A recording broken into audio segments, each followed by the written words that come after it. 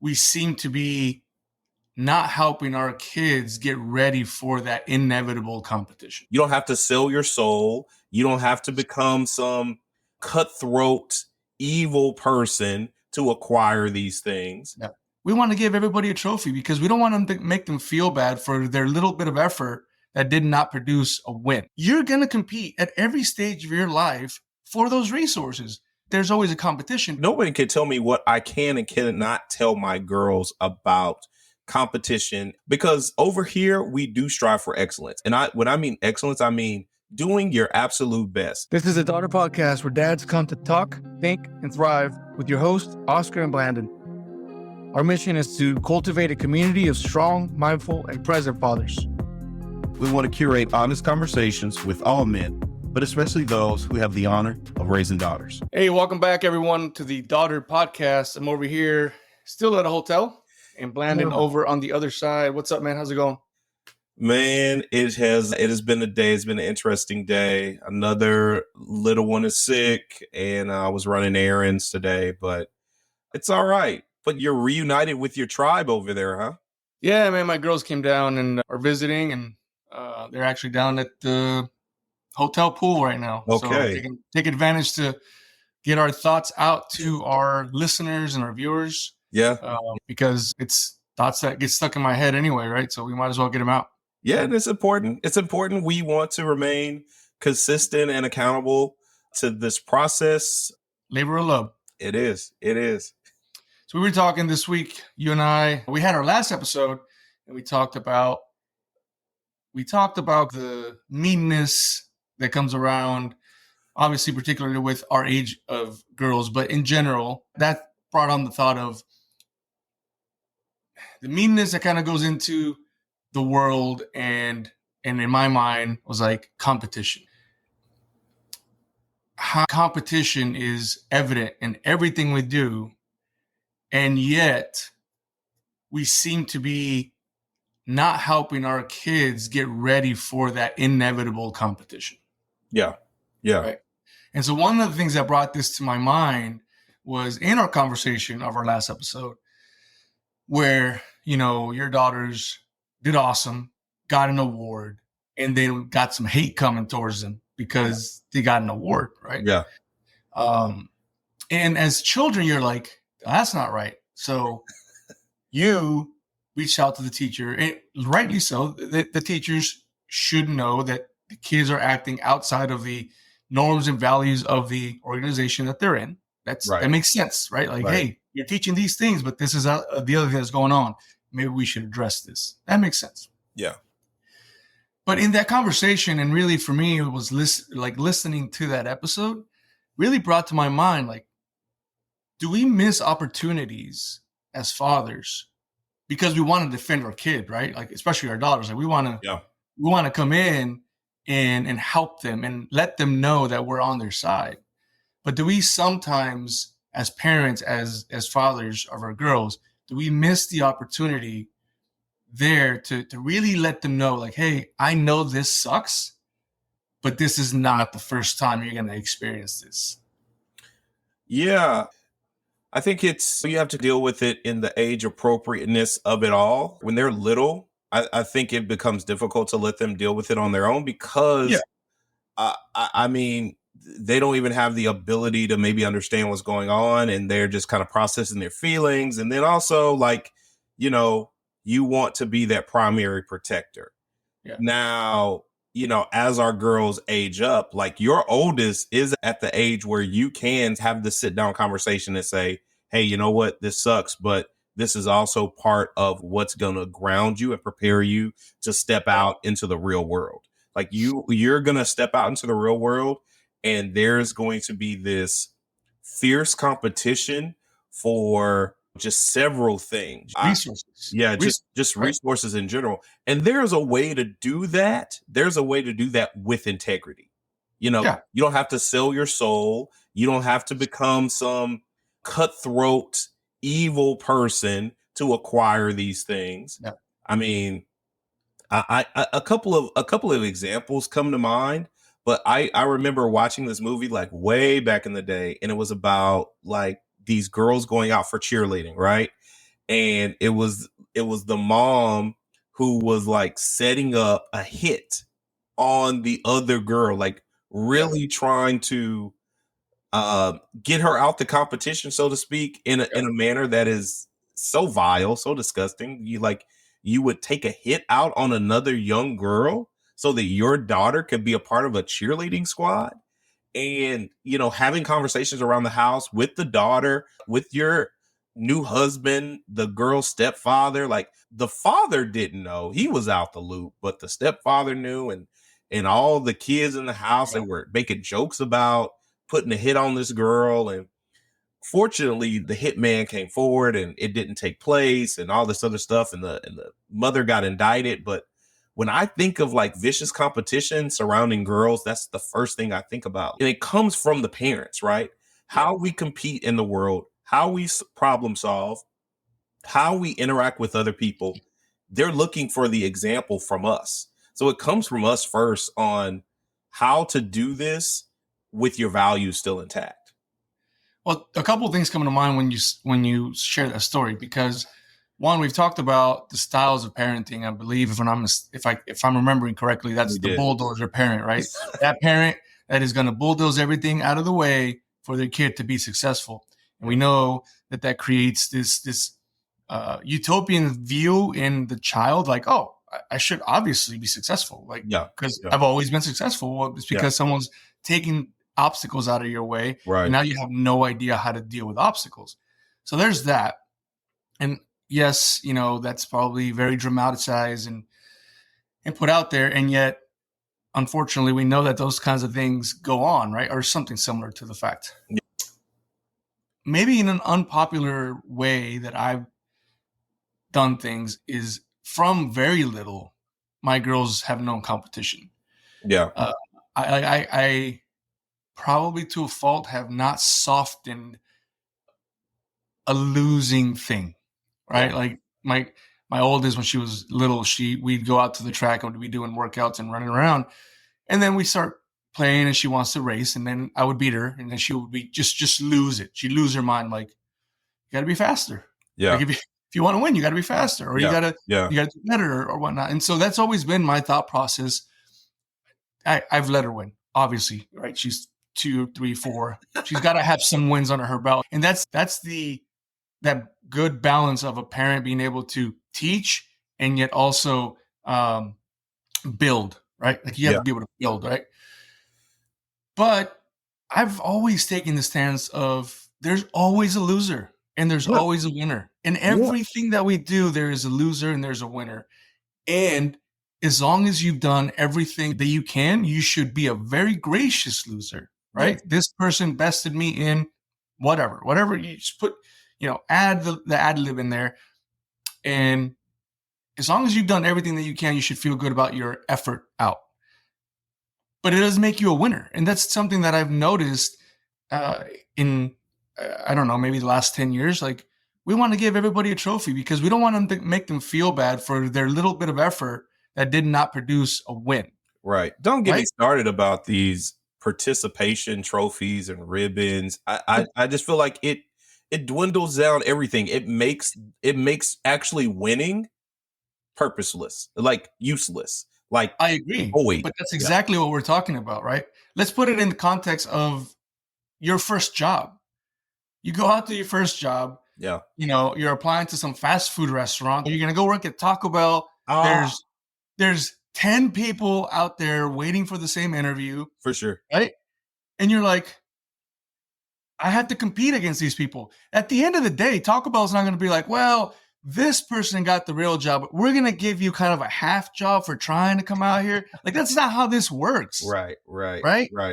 You're going to compete at every stage of your life for those resources, jobs, awards, you name it. There's always a competition. But here we're teaching our kids, it's okay. If you compete, you're going to win. Yeah. That's not how this works. Yeah. Right. I'm obviously not a academic guy, but you can go back in history and know that there has been winners. And I'm not even just talking about wars. I'm talking about in everything that has ever happened. There's been a winner and there's been a loser. Yeah. Then there has been gracious winner, gracious loser, and then there has been ungracious winners and ungracious losers. We call them sore losers back in my day. You Right? didn't want to be labeled a sore loser. You didn't want to be labeled like this pompous like winner. And that they would also give awards for that. Like being the most sportsmanlike. Like you carried yourself regardless of the state that you were in, winner or loser. There's a certain level of attitude that you need to maintain. Like you should say, yeah, man, that was a good win. You got me on that one. Or, you know what? I'm grateful for this win, but I really worked hard. And you know what? I beat everybody out fair and square. You know, no manipulation, no enhancing drugs, no nothing. This was just me, my natural work ethic, my grit helped me out in the situation. But okay, so going back to these, because now, like I look at these kids, I sound so old. I look at these kids going out for these fast food jobs, right? Because even back in the day, there was a certain level of standard that you wanted to have. You wanted to at least have on like a tie or a shirt or something like that, even going to those jobs. Now these kids are in hoodies, in sagging pants or sweatsuits on or whatever. And I'm like, do you expect to get that job? And they do get that job because now the industry standards are so low, but people are so desperate now that they're accepting anything. And that's where that attitude comes from. Like if society doesn't reinforce a standard, you know, and then their home life doesn't reinforce a standard, like where are they going to get it from? Where do these girls get it from then? They get it from what they see on social media and everywhere else and from their peers. Society can't reinforce a standard that it has thrown away 10 years ago. For sure. It can't, right? We told you that you can get a participation trophy, but now we're telling you we're going to hold this standard. It's virtually impossible. And we've created that, right? Not only that, that person who goes in his hoodie, in shorts, in Crocs with socks to an interview, right, is now sitting there saying, oh, well, it's their fault that I didn't get hired. How dare they not hire me? Right. And we've created this complete lack of self-responsibility that is just shining through on a day-to-day, right? My oldest and I have had these conversations. Like, you have to have some self-pride, you know, not so much that you get into that negative pride thing. I'm talking about just enough that you're like, hey, I'm presenting myself, and also I'm presenting my family, right? Those that love me, like I'm a representation of them. And that's something that we, in our household, we try to create. Like whenever you go anywhere, it's not just you. You're representing your mom and dad, you're representing your sisters and brothers and your extended family. Like you are a representation of us. And I feel like that we don't see that very often anymore, right? Everybody's so individualized, especially the younger kids, because I don't know if we're not teaching that. I don't know. I don't want to just say we're not. Like, I don't know what other parents are doing. Right. But I do know that within the last 10 years, in my view, we've watered down these things called competition, healthy competition, losers, winners, all those things. We've watered those things down. When I was growing up, man, I would go, I was a track athlete, and if I got a ribbon of 9th place, I legitimately threw it away before I left the stadium because I wasn't upset particularly about the ribbon, but I was like, well, that doesn't really mean anything to me. That dude over there got the blue ribbon. He's the winner. Yes. How do I, in my mind, it's like, what do I need to do to get the blue ribbon? Right. Because in my household, that's my dad always told me that. I was like, there was a winner and a loser. That's it. And luckily for me, and this is what I try to do for my girls, my dad appreciated the effort I put into it. Yeah. He told me that. He's like, hey, you put a lot of work into that. Unfortunately, it wasn't enough for this thing. Right. And it seems like we can't tell our kids that now. We're being told like, oh, if you tell your kids that, that's going to really bring them down. And that's what I'm saying. Like nobody can tell me what I can and cannot tell my girls about competition and because over here we do strive for excellence. And when I mean excellence, I mean doing your absolute best. And your best is not going to be my best. as their dad. But I am going to push you to extract all of that best out of you. I promise you. And you know, every kid is different. We've already talked about that. Like when I grew up, like I just really excelled academically and I was a self-starter. Nobody had to push me toward that.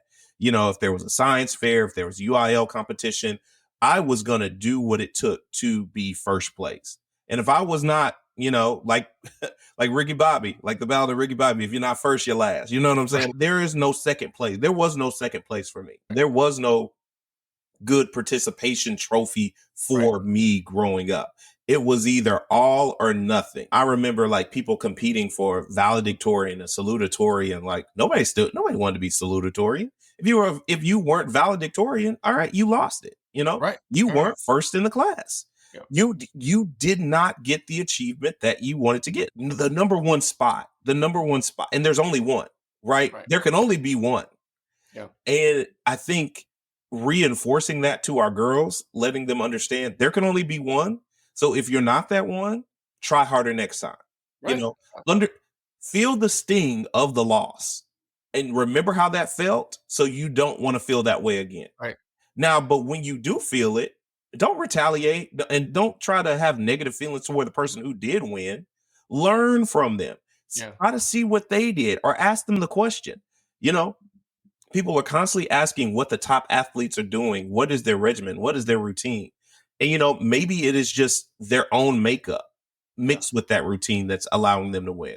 But you can still try to learn from it and glean something from it. And another example of like really horrible bad sportsmanship. I don't know why. Maybe I just remember all the things from the 90s, all the pop culture news, but you know, but they're still making these movies now. So I remember Nancy Kerrigan and Tanya Harding, the huge figure skating thing, and Tanya Harding like putting a hit out on Nancy Kerrigan and having somebody hit her in the knee with a lead pipe so she could be eliminated and knocked out. But ultimately it was traced back to her. And, you know, they still have these movies surrounding that right now. They have a movie called I, Tanya, you know, about, you know, what her background was, what she went through. And yeah, while that might endear some people to her and, you know, why she wanted to do what she did, ultimately it was bad sportsmanship. That's really what it is. You were in the number 2 spot. You had to go to great lengths to knock out the person in the number 1 spot. And that's just not right. That's not right. If you can't beat me outright in what we're doing, okay, sorry, but not sorry. Well, and you said something that kind of triggered in my mind the thought of there's always someone out there that may have more skill, that may have more talent. We know talent's a factor, right? Yeah. Why is only 1% of football players in the NFL? Right. Because talent is a factor, right? And I've told my daughters, like, hey, I want you to work as hard as you possibly can. At the end of the day, know that if you gave everything that you could, know that you gave everything that you could. Right. But don't get upset about it when you don't give everything that you could, 'cause, you know, you could have given more. And 2, that someone beat you. It just wasn't good enough for this particular thing. Right. And ultimately, there may be someone that is more talented at whatever you're trying to do. Some people are born with talent, and some of us are born with the talent of just working our butts off to try to get to a certain point, right? And so that's something that we try to put into our girls. Like everything's competition. Even, you know, I've got 3 girls. Even my little one, my 4-year-old, will get mad because she's the baby and she's, you know, she's got these quirks about being the youngest and she has to get her way. And was like, no, your sisters beat you. Sorry. Right. And my wife will kind of look at me like, I mean, they did. It's true. They did. No, we don't take it to the extreme. And also to your point about the Tanya Harding thing, if we only value as dads, as parents, if we only value the win, I discard everything you did to get to this point, and you didn't win. All of that doesn't matter to me. If we're doing that, then we get the Tanya Hardings. Yeah. Right.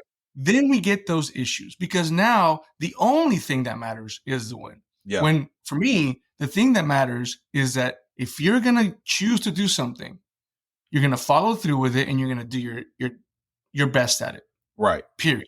Right. And I will appreciate the work, and I will tell you how much I appreciate the work, and I will support you in everything that I can to help you get to that point because I want to support that work. And if that win hits, great. Right. And if it doesn't, the work is not in vain. You have just grown as a person just based off of that journey, right?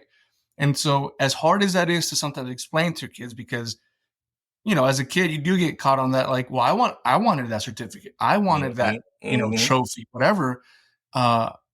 We try to push to our girls, like, we really appreciate the work.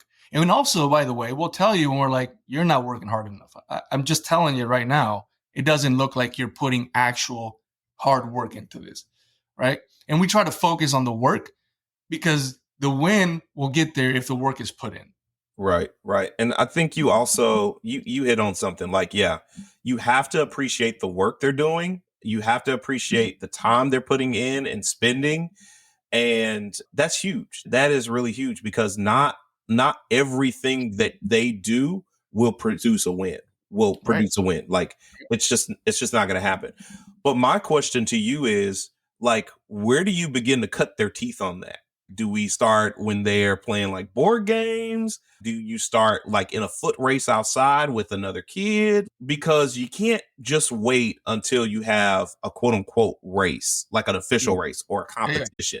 Like, where do you see yourself cutting your daughter's teeth on healthy competition?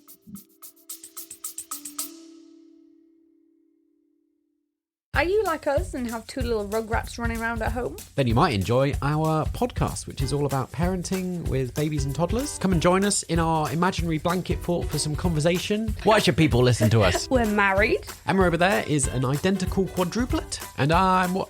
You're an only child, and he's generally a bit wacky. If you want a celebrity or a professional or good advice, then we are not for you. I'm a very involved dad as well, so we have a dad and mum perspective. It's just nice to have a chat with you, honestly. Like once a week. Quite nice. Go check us out wherever you get your podcasts. Don't wake the baby.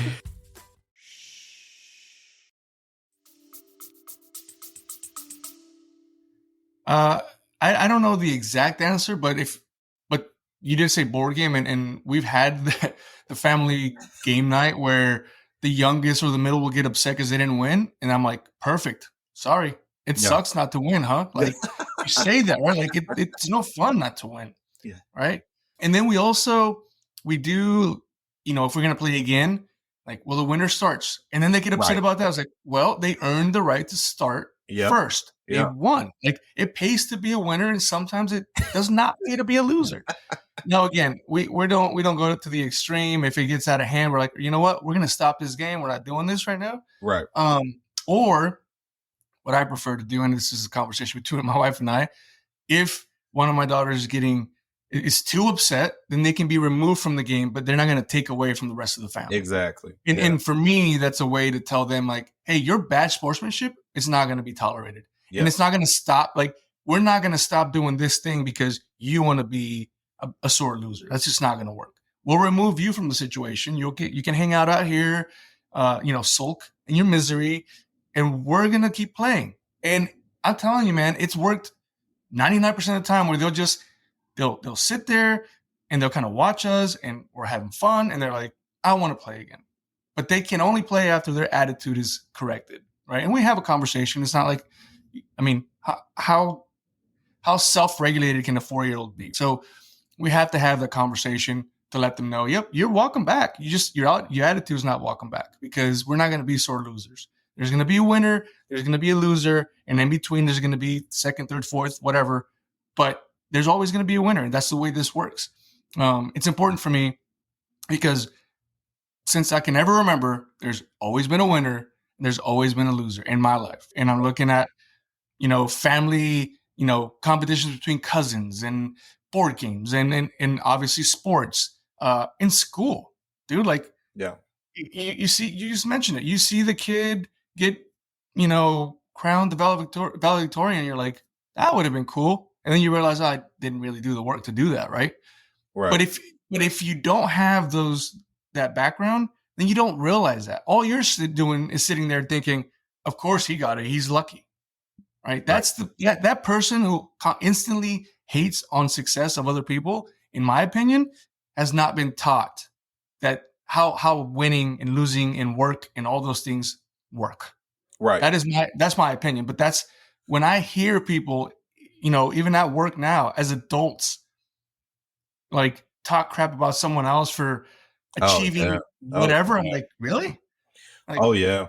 right. And so, and again, I'm not gonna exalt myself either. We're human. Every so often, I'm like, I don't know if that person deserves it. And then I have to check myself because I'm like, am I really doing it out of spite? Right? Am I questioning the word? Like, I do want to check myself because I can only control me. And you and I have talked about this at length. And this is one of the number one like conversations in our family. Always, we can only control us. So if that person won, what did I do or did not do to get what I wanted? If it's that, right?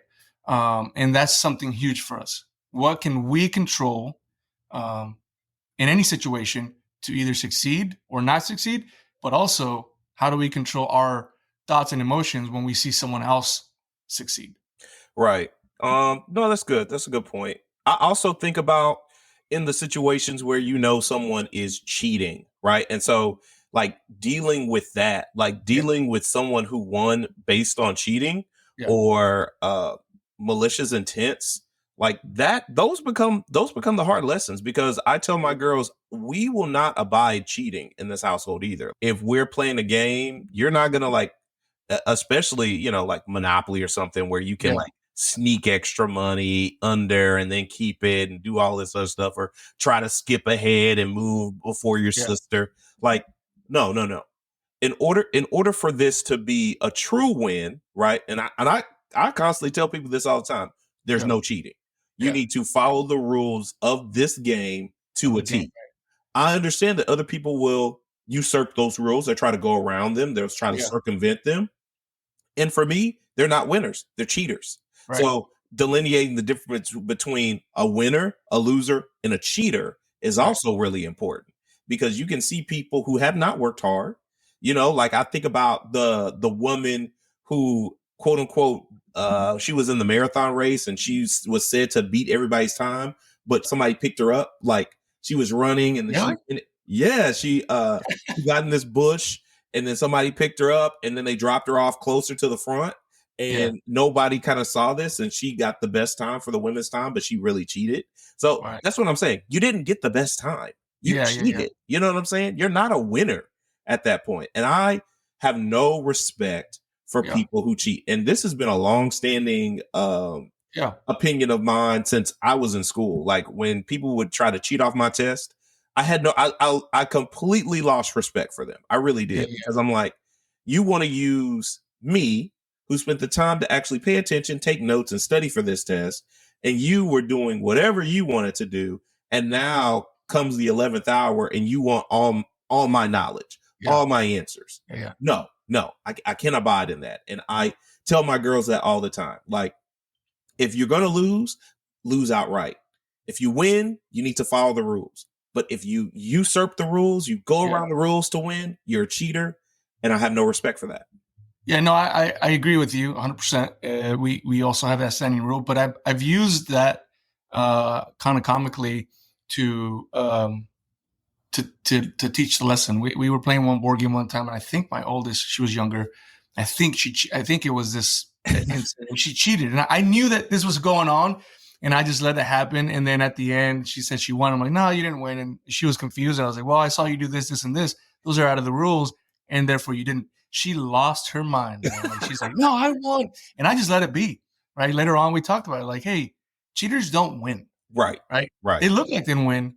But in my experience, cheaters ultimately will get found out. They will. Particularly, I mean, when you're looking at the scholastic view, right? Like at some point, sure, you can cheat your way to whatever grade. I don't know. You're cheating your way through academics. Eventually, there's going to be that test where you can't. There's no way for you to cheat, and it'll show. And what I've found too is that others also know these things. And so even though it gets to us, and you're like, oh, I wish someone would just like. People know who the cheaters are. People know who the people that are not putting in work, like they know. And eventually they kind of find themselves out because they have to actually prove, right, their merit and they don't have it. And that's what's I've happening seen in the job market now. That's absolutely what's happening in the job market. A lot of Yes. Gen Zers, sorry, Gen Zers, not to pick on you, but I'm just saying this is the article that I was reading. A lot of Gen Zers are cheating their way through college with all of this AI and other things that they're using to do homework assignments, take tests, getting forged signs off on internships. You Yeah. name it, they're doing it. And so then when they land these high profile jobs, they're being tested and found out. And it's like, you don't have the skills. Right. You don't have the knowledge to perform this. And so they're being laid off in mass Yeah. because they don't have the skills that it takes to perform these That high perform job. paying, That's right. high demand jobs. Imagine if that's a doctor. Right? That's what I'm saying. Yeah. It's like, Yeah. you start killing people because you're like, oh, I actually looked up the wrong thing on Google. My bad. Like, No, somebody was saying that. Somebody was saying that their new doctor was looking up things on Google. Like, it's like, that's never a good thing. That's never a good thing. You know, I want my doctor to know their stuff. I want them to have an encyclopedic mind. Absolutely. I want the best and the brightest working. Again, they're human, but nevertheless, there's certain professions that I want them to actually know what they're doing. Exactly. But you're right. Those, again, in my experience, as much as angry as I've ever gotten to see a cheater win, they've always been found out. And normally they do it to themselves. Like, it gets to the point where you're watching them and you just see them crash and burn. And it's because they got there in a certain way. And I've told my daughters that. I'm like, hey, cheaters don't ultimately win. Like, you might see a win here and a win there, but you will see them just completely crumble when it actually matters, because they didn't actually get there on merit. True. And so, cheating is not happening in our house, and we address it.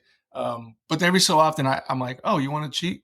We'll let you cheat for a little bit. Let's see how this goes, and then I let it ride out so hopefully the lesson comes out at the end.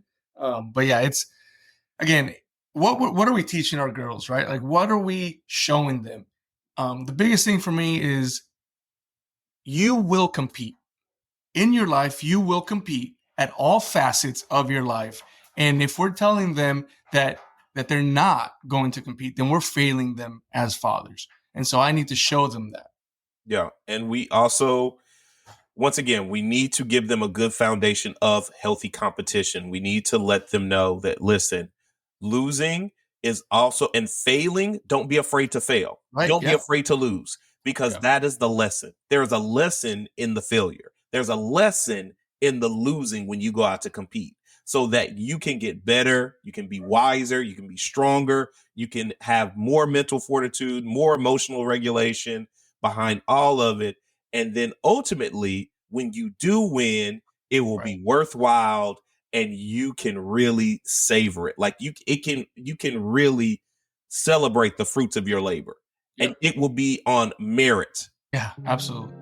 How's everybody out there go through this topic of competition, life competition, and how life happens? Let us know. Conversations@daughterpodcast.com is where you can send emails to. Also, click the link below where it says send us a text. We'll get those as well. Additionally, go to www.daughterpodcast.com. You can find all of our social medias on there, as well as all the platforms, in order to listen to the podcast. We appreciate all your guys' support. We ask for more so that we can continue to be able to push out content to our community of strong, mindful, and present fathers. All right. So find us on social media and connect with us. Until then, I'm Oscar on this side and Blandon on the other side. We'll see you all later.